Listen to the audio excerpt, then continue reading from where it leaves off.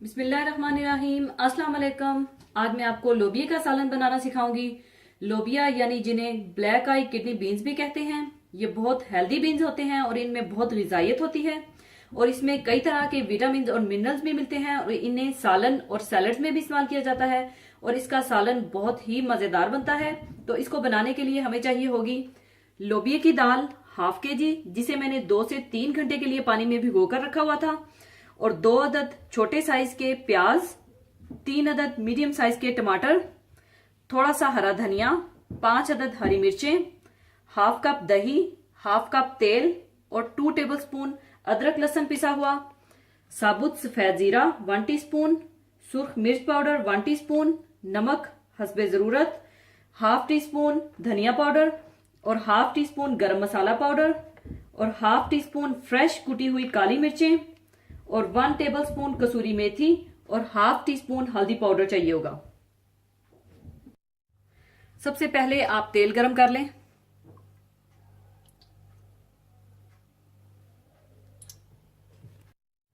और इसमें आप साबुत सफेद जीरा डाल दें और साथ ही आप इसमें कटे हुए प्याज डाल दें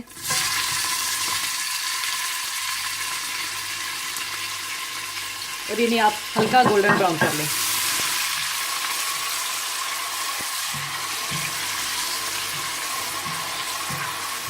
और जब प्याज हल्के सुनहरी माइल ब्राउन हो जाए तो आप इसमें पिसा हुआ अदरक लहसुन डाल दें और इसे थोड़ा सा भून लें।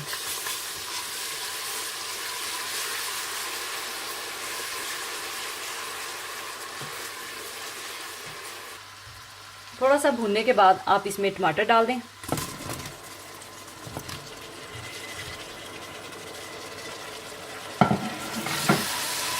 अच्छी तरह से मिला लें।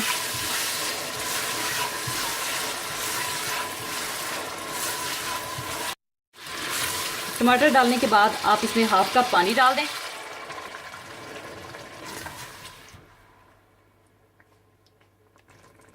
और इसमें आप धनिया पाउडर, हल्दी पाउडर, सुर्ख मिर्च पाउडर और नमक डाल दें और अच्छी तरह से भून लें।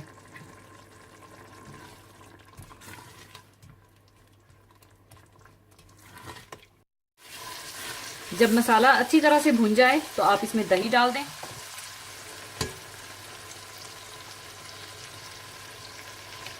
और अच्छी तरह से मिला लें। साथ ही आप इसमें लोबिया डाल दें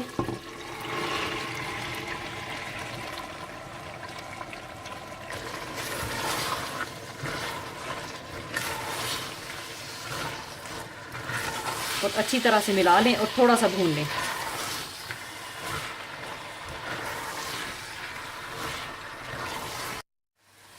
थोड़ा सा भूनने के बाद आप इसमें 2 कप पानी डाल दें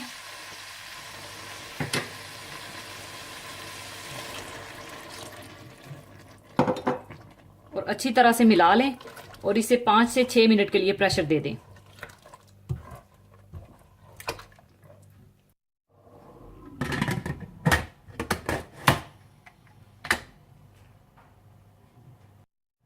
और अगर आप खुले मुंह के बर्तन में बनाना चाहते हैं तो आप इसी तरह से पानी डालकर हल्की आंच पर उस वक्त तक पकाएं जब तक लोबिया की दाल गल जाए। 6 मिनट प्रेशर देने के बाद आप अच्छी तरह से मिला लें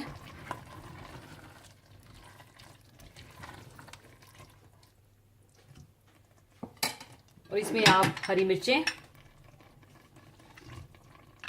कुटी हुई काली मिर्च और कसूरी मेथी डाल दें और अच्छी तरह से मिला लें।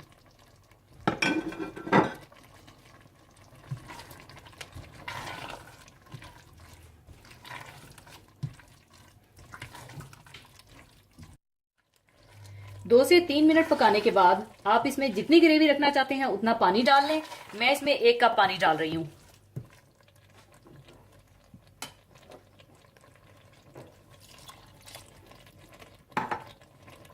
और इसे अच्छी तरह से मिला लें। और जब इसमें उबाल आ जाए तो आप इसमें गरम मसाला पाउडर और हरा धनिया डाल दें और इसे 2 से 3 मिनट के लिए बिल्कुल हल्की आंच पर दम लगा दें।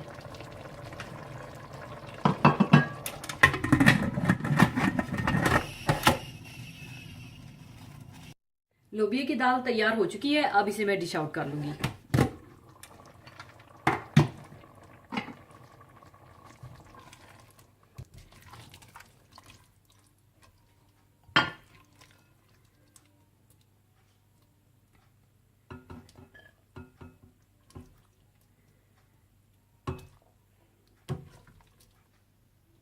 ऊपर आप चाहें तो कटा हुआ हरा धनिया डाल दें।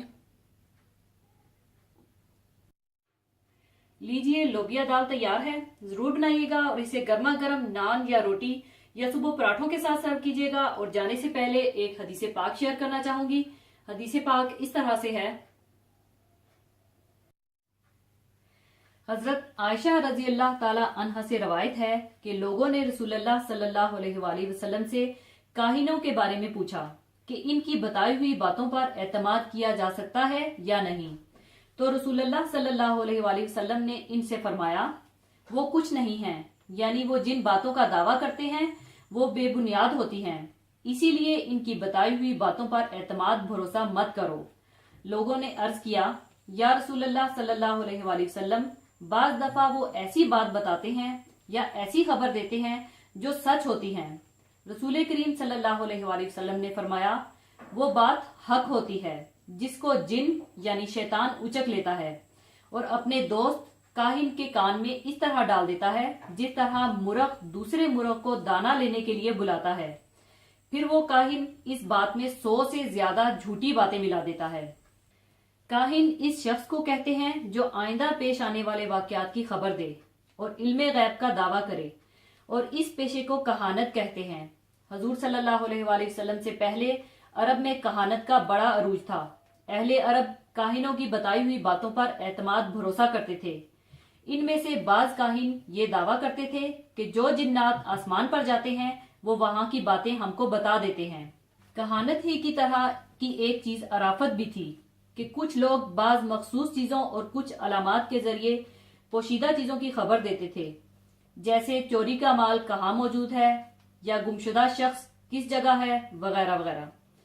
ऐसे लोगों को अराफ कहा जाता था। नजूमी को भी अराफ कहा जाता है। उलमाए इकराम लिखते हैं कि कहानत, अराफत, नजूम वगैरह का इल्म हराम है, इसीलिए इन अलूम के जरिए कमाया हुआ माल भी हराम होता है। लेने वाला और देने वाला दोनों गुनाहगार होते हैं। एक रवायत में आता है कि रसूल करीम सल्लल्लाहु अलैहि वसल्लम ने फरमाया, जो शख्स इल्मे नजूम का एक हिस्सा सीखता है तो गोया वो इल्मे सहर ही का एक हिस्सा सीखता है। इस तरह वो इतना ही ज्यादा सहर का इल्म सीखता है जितना ज्यादा नजूम का इल्म सीखता है। इन काहिनों, नजूमियों और इसी तरह के दीगर अलूम के दावेदार की बताई हुई अक्सर बातें झूठ साबित होती हैं, लेकिन जो लोग इनके मानने वाले हैं और इनकी सच्चाई का यकीन किए हुए होते हैं और गुमराही में मुब्तला होते हैं, इनकी सारी झूठी बातों को नजरअंदाज कर देते हैं और सिर्फ एक ठीक बात का हवाला देकर इनको सच्चा साबित करने की कोशिश करते हैं। हजरत हफ्सा रजी अल्लाह ताला अन्हा कहती हैं कि रसूलुल्लाह सल्लल्लाहु अलैहि वसल्लम ने फरमाया, जो शख्स काहिन या नजूमी के पास जाए और इससे कुछ पूछे यानी गैब की बातें दरियाफ्त करे तो इसकी 40 दिन रात की नमाजें कबूल नहीं की जाती। ये चीज गोया ऐसे शख्स के हक में सख्त नुकसानदेह और इंतहाई बदबख्ती की अलामत है कि इसकी नमाज जो इबादत में से अफजल तरीन अमल है नामकबूल हो जाएगा।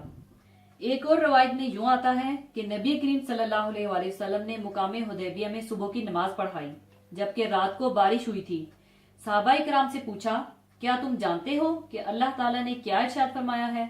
सहाबा ने अर्ज किया, अल्लाह और इसका रसूल ही बेहतर जानते हैं। आप सल्लल्लाहु अलैहि वसल्लम ने फरमाया, अल्लाह ताला ने फरमाया है कि मेरे बंदों में कुछ मोमिन हुए हैं और कुछ काफिर।